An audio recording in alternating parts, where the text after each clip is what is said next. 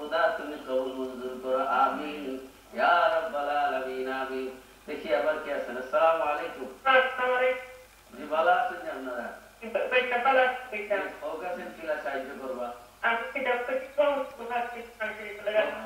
কি পাবো?